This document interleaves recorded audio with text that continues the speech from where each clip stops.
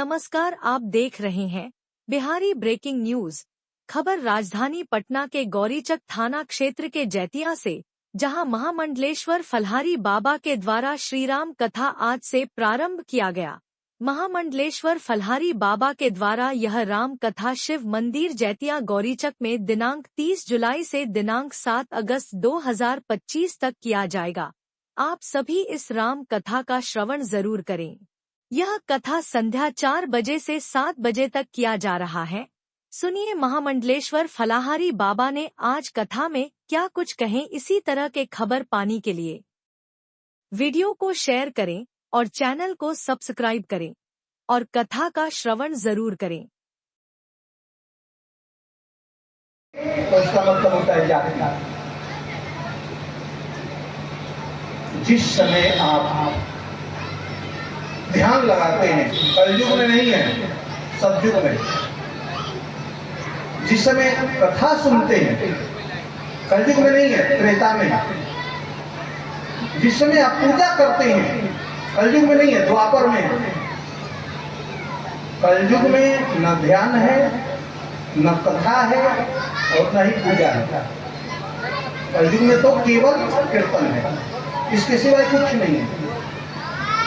तो त्रेता भई कृत युग की करनी, जब राम का राज्य हुआ तो कौन सा युग चल रहा था? त्रेता चल रहा था। लेकिन लोगों को ऐसा लग रहा था कि हम त्रेता में नहीं है। किसमें है? सतयुग में। राम का राज्याभिषेक जब से हुआ, अब तो हमें तो आश्चर्य लगता है। ये कुंठित मानसिकता वाले लोग, क्षुद्र बुद्धि वाले लोग, अब तो आपको बांटने से संतुष्ट नहीं मिला इन लोगों को। अब तो हमारे भगवान को भी जाति और बिरादरी में बांटने लगे। धिक्कार है ऐसे लोगों को। लोग कहे कृष्ण यादव थे, राम क्षत्रिय थे। अरे राम न राम क्षत्रिय थे, न कृष्ण यादव थे। कृष्ण भगवान थे, राम भगवान थे। राम अतर्क बुद्धि मन वाणी, मत हमार अस सुनहु सयानी। भगवान शंकर करेंगे, हे पार्वती, राम अतर्क बुद्धि मन और वाणी। जब तक बुद्धि मन और वाणी कार्य कर रही है, तब तक तुम राम को समझ नहीं पाओगे, कृष्ण को समझ नहीं पाओगे। या कुछ भाड़े के चट्टू राजनीति के कीड़े और मकोड़े ये कह रहे हैं कि राम क्षत्रिय थे और कृष्ण यदुवंशी थे। राम राम राम।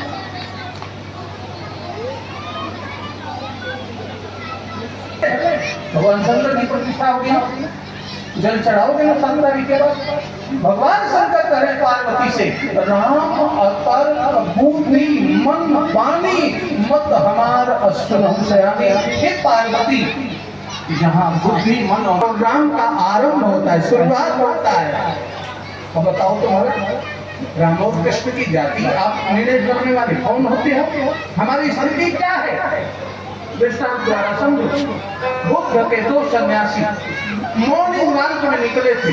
2 लड़के लड़ गए। एक धनी बाप का बिगड़ेल बेटा था और एक गरीब बाप का बदनसीब बेटा था। दोनों लड़ गए। धनी बाप के बिगड़ेल बेटा ने गरीब बाप के बदनसीब बेटा का सर फाड़ दिया। झगड़ा में रोने लगा बेचारा। उसी समय बुद्ध का सन्यासी आया, मॉर्निंग वॉक करते हुए सागर के किनारे। क्यों बालक, क्यों रो रहे हो? रोता हुआ कहा, देखो वो धनी बाप का बिगड़ेल बेटा है, मैं गरीब दीनहीन बाप का बदनसीब बेटा हूँ। एक ही शर्त था, फाड़ दिया। अब मैं जाऊंगा तो पिता डांटेंगे, माँ फटकारेगी। बुद्ध का सन्यासी सिद्ध था, कहा चिंता मत कर, मैं अभी नया शर्ट दे ही देता हूँ। ऐसे हाथ किया, एक शर्ट आ गया। लो लड़का अक्षर फिर रोने लगा। बोला बाबा अब से तो। बोले और क्यों रो रहे हो? बोले एक चीज और दे दो। बोले बताओ, जो मांगेगा वही दूंगा।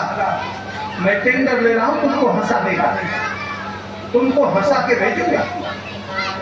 बोले बाबा बहुत बड़ा चीज नहीं, एक छोटा चीज। बोले क्या? बोले मिट्टी का प्याला दे दो, कुल्हड़ जिसमें चाय पीते हो। कहा बुद्ध का सन्यासी मांगा भी तो ये मिट्टी का, सोना का मांगा होता सोना का दे देता। तुरंत हाथ दिया और मिट्टी का प्याला हाथ में आ गया। कि रोने लगा बच्चा 5 वर्ष का। वो अब क्यों रो रहे हो? बोले बाबा इस मिट्टी के प्याले में सागर को भर दो। बात समझ में आ रही है?